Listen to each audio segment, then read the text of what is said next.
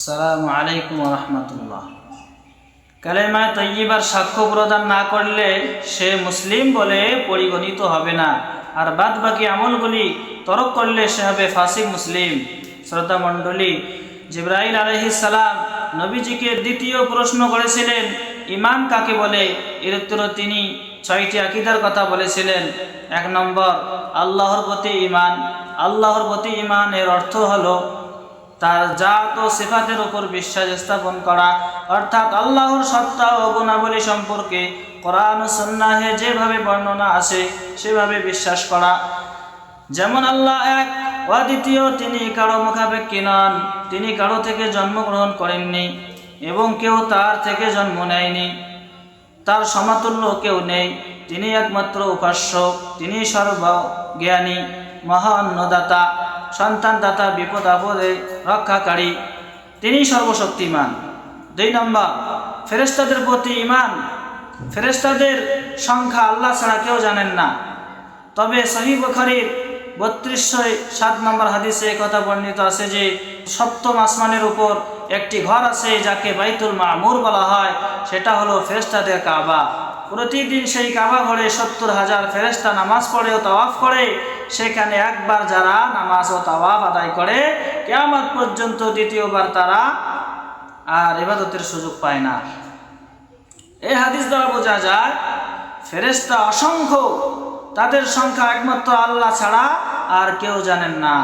3, কিতাব সমূহের প্রতি ঈমান।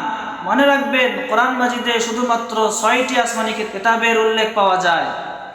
কোরআন, তাওরাত, ইনজিল, জাবুর, সহিফা ইব্রাহিম, সহিফা মুসা, এছাড়া আরও বহু আসমানি কিতাব আছে যার সঠিক সংখ্যা কোনো হাদিসে পাওয়া যায় না। তাই ঈমান আনার ক্ষেত্রে সংখ্যায় নির্দিষ্ট না করে সমস্ত কিতাবের উপর ঈমান আনা উচিত। নাম্বার 4, নবী ও রসুলদের প্রতি ঈমান। এক্ষেত্রে সংখ্যা নির্দিষ্ট না করে সকল নবীর উপর ঈমান আনতে হবে, কেননা পৃথিবীতে কত নবী এসেছেন তার কোনো সংখ্যা সহি সূত্রে পাওয়া যায় না। বলা হয় 2,24,000 নবী এসেছেন, এটা ভিত্তিহীন কথা। কেউ বলেন নবীদের সংখ্যা 1,24,000, এটা জয়ীফ হাদিস দ্বারা প্রমাণিত, অথচ আকীদার বিষয়ে জয়ীফ হাদিস চলে না। এর জন্যই ফতোয়ায়ে শামী কিতাবে 2য় খণ্ডে 242 পৃষ্ঠায় লেখা আছে, কোনো সংখ্যা নির্দিষ্ট না করে নবী আদম আলাইহিস সালাম থেকে নিয়ে শেষ নবী মুহাম্মদ সাল্লাল্লাহু আলাইহি ওয়াসাল্লাম পর্যন্ত সকল নবীর উপর ঈমান আনবে।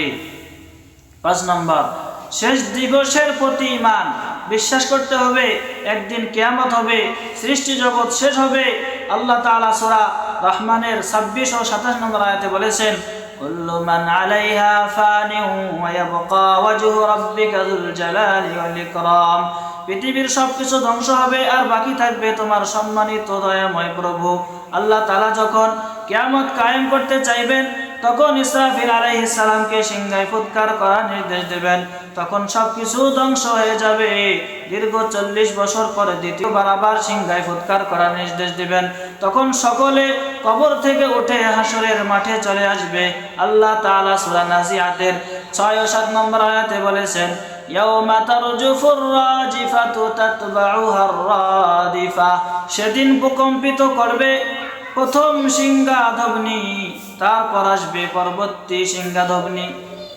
সূরা নাবার 18 নম্বর আয়াতে আছে, ইয়াউমা ইউনফাখু ফিস-সূরি ফাতাতুনা আফওয়াজা। যখন দ্বিতীয়বার সিংহায় ফুৎকার করা হবে, তখন তোমরা দলে দলে কবর থেকে হাসরের মাঠে এসে জমা হবে। 6 নম্বর, ভালো মন্দ ভাগ্যর প্রতি ঈমান। এটা বিশ্বাস করতে হবে যে ভালো মন্দ যা কিছু ঘটে সবই আল্লাহর পক্ষ থেকে। লিখিত ভাগ্য অনুযায়ী হয়। সহিহ বুখারীর 5076 নম্বর হাদিসে বর্ণিত আছে, নবী সাল্লাল্লাহু আলাইহি ওয়াসাল্লাম বলেছেন, জাফাল কলামু বিমা আনতা লাকিন।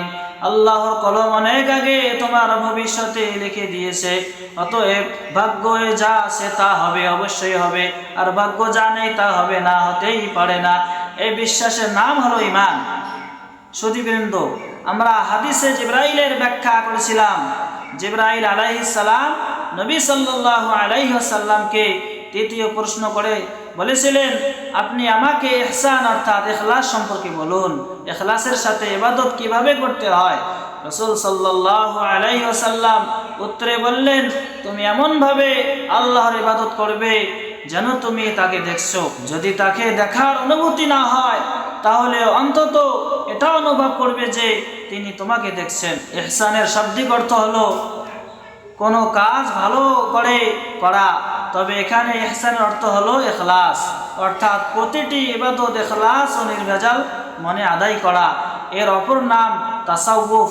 তারপর সর্বশেষে জিবরাইল আলাইহিস সালাম নবীজিকে কিয়ামতের তারিখ ও নিদর্শন সম্পর্কে জিজ্ঞেস করেছিলেন। তার উত্তরে তিনি কিয়ামতের নির্দিষ্ট তারিখ বলেননি, বলেছিলেন দুটি নিদর্শন। এক নম্বর, কিয়ামতের আগে সন্তানেরা মা বাপের সাথে দাস দাসীর মতো ব্যবহার করবে।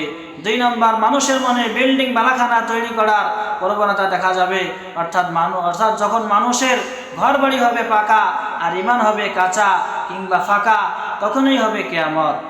আখিরু দাওয়ানা আনিল হামদুলিল্লাহি রাব্বিল আলামিন।